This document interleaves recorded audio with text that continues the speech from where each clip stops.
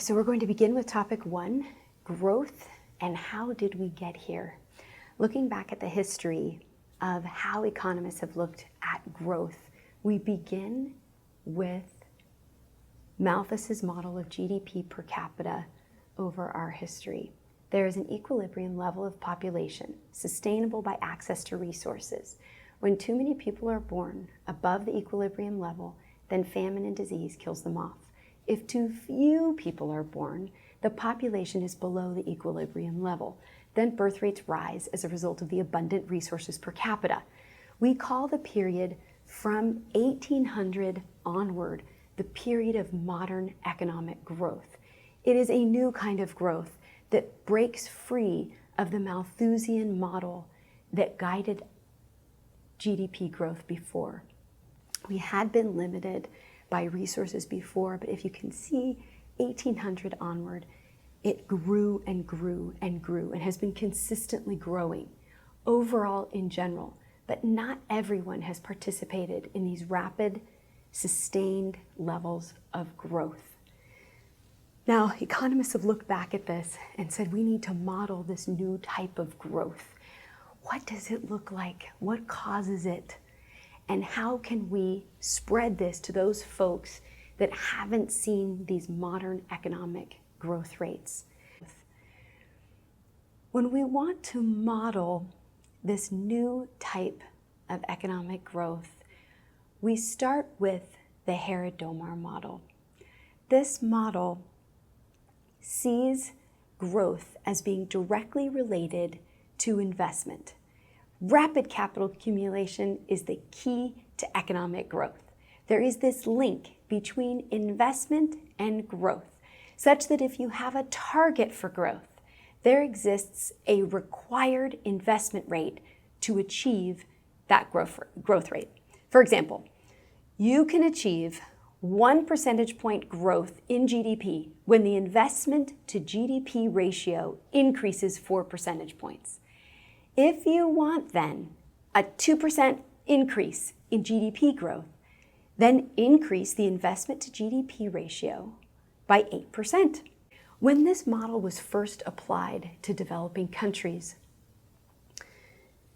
folks tried to give them a goal of economic growth, GDP growth, and set the required investment at a target level. So if a country is currently investing 4% of GDP and 16% was needed for them to achieve their goal growth rate, then they have this financing gap of 16% minus 4% or 12%.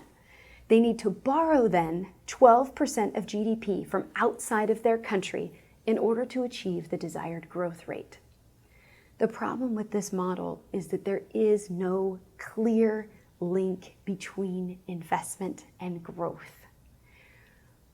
When the Herod-Domar model was designed, it was designed to describe what was happening in the United States in the 20th century. It was never intended to dictate how developing countries should be targeting investment and growth. And we were left with quite a few countries in the 1960s who had enormous debt as a result of all of this borrowing to reach those investment requirements, and they didn't have the desired GDP growth rate. That leads us to the Solow model. And the Solow model focuses on technological change as the key to long-run growth. Simply adding more capital cannot provide stable growth as there are diminishing returns to capital. Adding the 10,000th unit of capital will not assist the growth rate as much as adding the 10th unit of capital. The rate of technological progress will determine the long-run growth rate of income per capita. So when we apply this now to developing countries, increases in investment will only pay off with increased growth if they are running shy of their rate of technological progress. We can use investment in machinery to catch up in the short run to the long run technological change growth rate. But we cannot use capital itself to determine that long run growth rate. It is only achieved using long-run technological growth. So the problem we then have with the solo model is technology is extremely easy to transfer. So if it is so easy to transfer, why then are developing countries having so much trouble catching up? If you take this technological advance and transfer it, and the developing country gets on this path to technological growth, maybe it's a shortage of machinery. Well, economists have looked back on that and they say, no, the machinery isn't short enough to give us the slow growth rates that we see in these developing countries. It must be something more. So the new solo growth models are what's happening now, right? These are the growth models that have taken us from Herod-Domar, where we don't see this direct link as a result of diminishing returns to scale. We don't see solo growth purely by throwing technology into a country, we get these growth rates. So maybe there's something else that's missing. These new solo models attempt to develop a model that better fits the data. And they start to include a variety of different variables that could make us understand why technological change isn't sticking in some of these developing countries. There could be differences in human capital, education levels in rich and poor countries, differences in the health status in rich and poor countries, differences in institutional quality or the design of the governmental institutions. Maybe that's why the technological progress isn't sticking. And these new solo growth models are trying to get better and better at replicating the data we see on economic growth rates in these developing countries. Some economists have also put technology inside the model, instead of saying that technology is the unexplained factor. If we can't explain it by labor and if we can't explain it by capital, maybe it's this leftover technology. Instead, they're now putting technology into the actual model itself. And that is impacting how we understand growth. But to be honest, we are still working on how best to model growth so that we can get these developing countries to catch up to the rich countries of the world. Now that we've finished the section looking at what models we're using as the tools to understand economic growth, how do we measure economic development, right? There is this catch-up of the poorer countries to the richer countries of the world. And how should we measure this? The traditional approach that we've used has been looking at gross national income, or GNI. If we achieve GNI growth rates of 5% to 7%, we have achieved economic development, right? And this has been looked at now since the 1960s, as this push to measure economic growth as looking at GNI, or gross national income, growth rates between 5 to 7%. And they have fallen short. We have looked then at GNI per capita.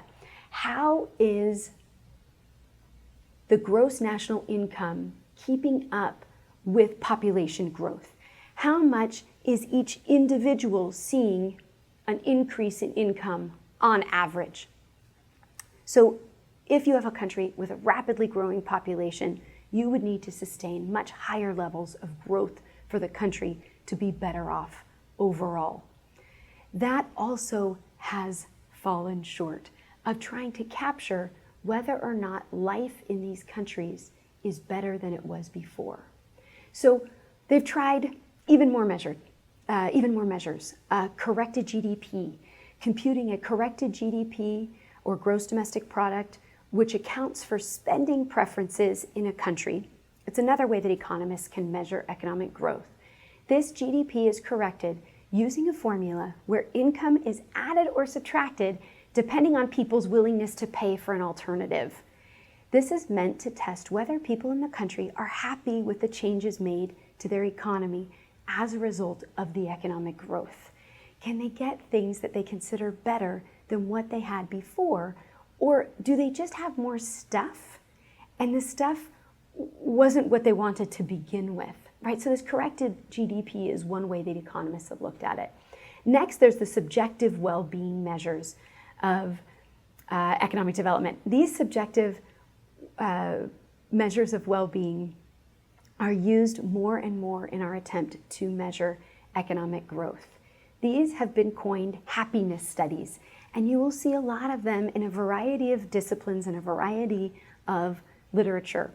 In Bhutan, the country's measure of growth is a measure of increase in gross national happiness, right? That is how they measure their growth, in gross national happiness. These are surveys that measure how people feel today about their life relative to a year ago.